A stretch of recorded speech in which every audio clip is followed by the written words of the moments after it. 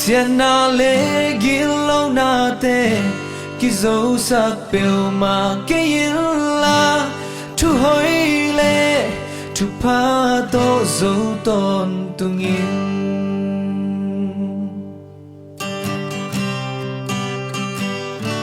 Siena ten inuna hong zo noa min ikam bao a hong sia ton tu hi I khel te nangin I puk te nangin hong zor ông khem hong ta ton tung hi ông ham se te sang se kik loin tu pa to tu kin la ông bol se te ading tu nge sakin Siena le gilona te kizo sak pelma kayilla tu hoile tu pa to zo ton tungin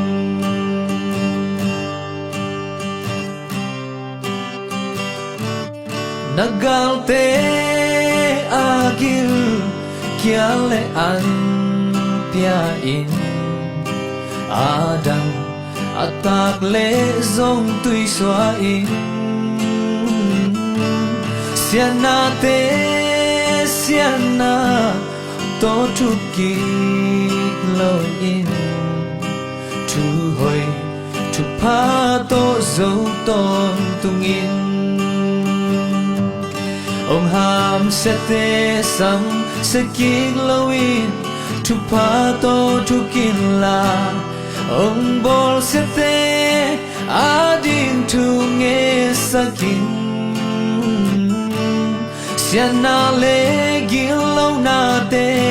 kizo sak pelma kayilla tu hoile tu pa to zo ton tungin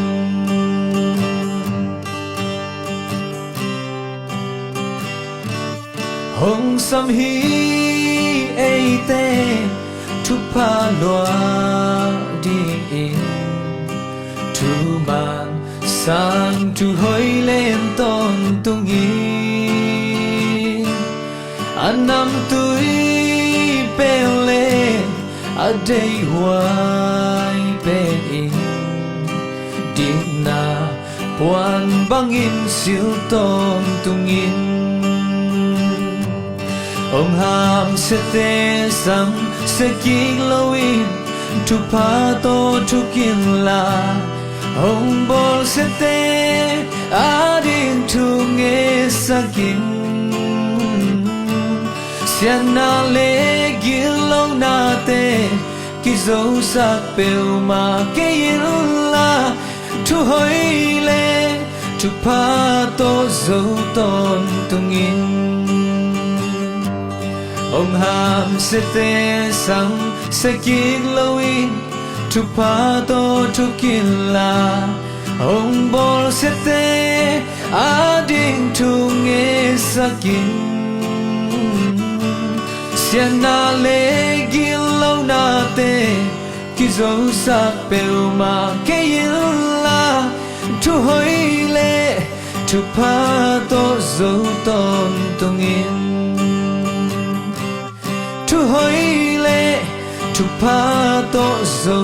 ton tungin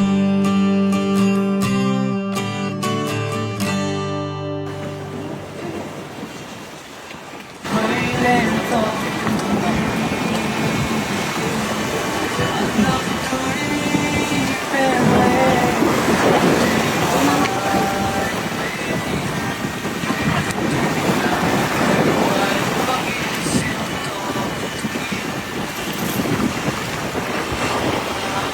This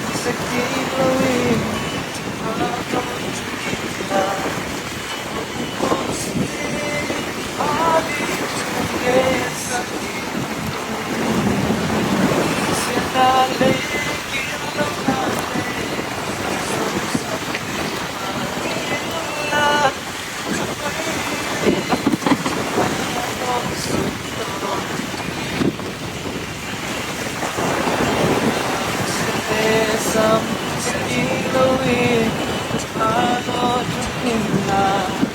humbo sete ali tuge sakwi sena le kilo na le so ma you freele a to so to freele a to so to